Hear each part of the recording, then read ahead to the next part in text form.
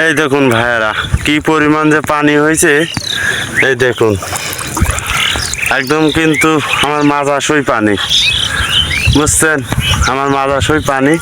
আর এই পাশে সিমের জমি, এরকম অনেক কিন্তু ক্ষয়ক্ষতি হয়েছে। আমি এখন দাঁড়িয়ে আছি, আমার মাজার উপরে পানি, এরকম কিন্তু অনেক ক্ষয়ক্ষতি হয়েছে। দেখুন ওপরে অল্প একটু জমি ধান ডুবা আর কি বাকি আছে, কিন্তু পানি উঠে গেছে। আর কিন্তু আমি এখন দাঁড়ায় আছি কিন্তু মাজা পানির মধ্যে। দেখুন পাশে সিম ক্ষেত, এই সিম ক্ষেতে কি পরিমাণ যে পানি উঠছে, সিম ক্ষেতটি শেষ। তো ভাইয়েরা, আপনাদের মাঝে এই দৃশ্যগুলো তুলে ধরলাম। আপনারা আমার চ্যানেলটি অবশ্যই সাবস্ক্রাইব করবেন, আপনার মতামত কমেন্ট বক্সে জানিয়ে দেবেন। আর এরকম কন্টিনিউ ভিডিও পেতে অবশ্যই আমার পাশে থাকবেন। সবাই সুস্থ থাকবেন, আল্লাহ হাফেজ। তো বন্ধুরা, এই দেখুন এই পাশে একটু ভেন্ডির ভুঁই চলে আসলাম। তো ভেন্ডির ভুঁইতে কিন্তু বর্ষার পানি, অর্থাৎ প্রচুর পরিমাণে বৃষ্টি হওয়ার কারণে কিন্তু এই ভেন্ডির ভুঁই পানি উঠছে। আর এই ভেন্ডি কোনো মতেই এখন কিন্তু হওয়া সম্ভব না, কারণ প্রচুর পরিমাণ পানি। এই যে কি পরিমাণে ক্ষয়ক্ষতি হয়েছে, দেখুন প্রত্যেকটা কিন্তু ধানের জমিতে পানি। দেখুন, আর ওই তো আমন ধানগুলো আল্লাহ হয়তো দিলেও দিতে পারে, কারণ অত বড় বর্ষা এখনো হবে না। কিন্তু এদের ইরি ধান, অর্থাৎ এই রোপ, এই ধানের সমস্যা আছে, এই ধানের জমিতেও পানি। আর এই ভেন্ডি তো গেছে বন্ধুরা, দেখলেন, আপনারা দেখতেই পাচ্ছেন আমি পানির মধ্যে হাঁটতেছি। এদের ধানের জমিতে কিন্তু পানি, এদের ধানের অল্প একটু জায়গা আছে। এই যে পুরাটাই ভেন্ডির ক্ষেত গেছে। তে বন্ধুরা, দেখতে থাকুন কোন কোন ভুঁই বেশি ক্ষতি হয়েছে, সেই দৃশ্যগুলো আপনাদের তুলে ধরবো। চলে আসলাম আর একটা সিমের ক্ষেতে। দেখুন কি পরিমাণ এই ক্ষেতালার ক্ষয়তি হয়ে গেছে। এখানে কিন্তু অনেক পানি, এই পাশে ধানের জমি। তো যেগুলা ক্ষয়ক্ষতি হয়েছে, এই দৃশ্যগুলো আপনাদের মাঝে তুলে ধরছি। আপনারা অবশ্যই এই চ্যানেলটি সাবস্ক্রাইব করবেন, আপনারা ভালোবাসা দেবেন, পাশে থাকবেন। আর আপনার মূল্যবান মতামত কমেন্ট বক্সে জানিয়ে দেবেন। এ দেখুন, আমি শুধু যেগুলো ক্ষয়ক্ষতি হয়েছে এইগুলো শুধু আপনাদের মাঝে তুলে ধরছি, কারণ এই মাঠে কিন্তু অনেক ক্ষেত, অনেক জমি সিমের এবং অনেক ধানের জমি, তাই প্রত্যেকটা জমিতে যাওয়া কিন্তু সম্ভব না। তাই কোন কোন জমিতে শুধু বেশি পরিমাণ ক্ষতি হয়েছে, সেই দৃশ্যগুলো ভাই আপনাদের মাঝে তুলে ধরবো। আমি কিন্তু ভাই অনেকে রিক্সে আছে, ওরে আল্লাহ, এখানে অনেক পানি।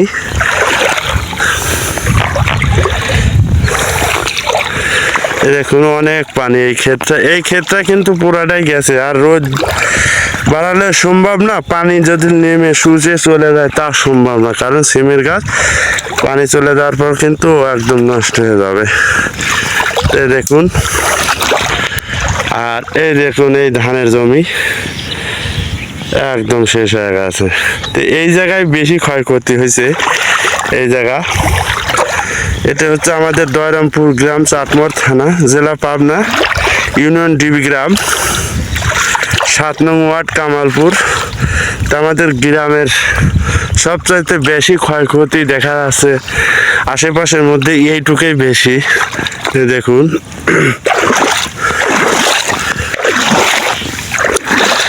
এই দেখুন, তার কিন্তু আর একটু জায়গা শুকনা নাই। আর এই পাশে কিন্তু ধানের জমি শেষ।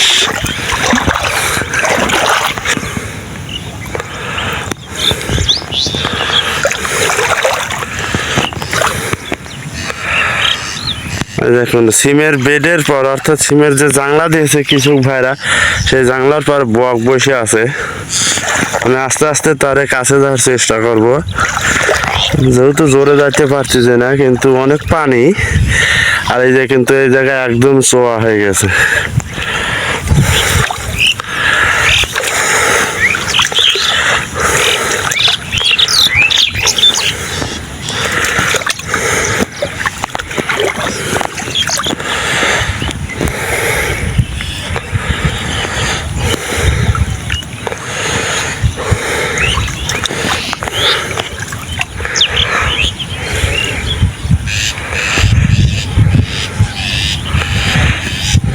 দেখুন বকগুলো সিমের জাংলার পর বসে আছে মাছ ব্যাঙগুলো খাওয়ার জন্য। এই পাশে আর এক ভাইয়ের ক্ষেত, আর এক কৃষক ভাইয়ের ওনার জমি নষ্ট হয়ে গেছে।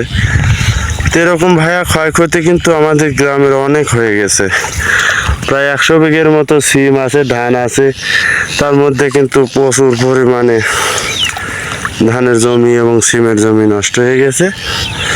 সেই চিত্রগুলো আপনাদের মাঝে তুলে ধরলাম। আর বিশেষ করে আপনাদের একটাই অনুরোধ, আপনারা অবশ্যই এরকম ভিডিও পেতে আমাকে উৎসাহী করুন আর আমার চ্যানেলটি সাবস্ক্রাইব করুন। দেখুন এই ক্ষেত্রেও আর একজনের।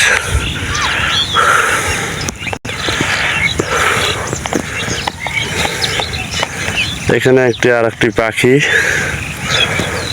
কিন্তু বসে আছে সিমের বেডের জানলার উপরে। আর এই পাখিগুলো পোকা মাকড় কিন্তু খাচ্ছে। তো যাই হোক ভাইয়া, বৃষ্টি শুরু হয়ে গেছে, আমি আর বেশি কথা থাকবো না। তো আপনাদের মাঝে থেকে বিদায় নিচ্ছি। আপনারা অবশ্যই, আমি আবারও বলছি, আমার এই চ্যানেলটি সাবস্ক্রাইব করবেন, পাশে থাকবেন, সবাই সুস্থ থাকবেন। আল্লাহ হাফেজ।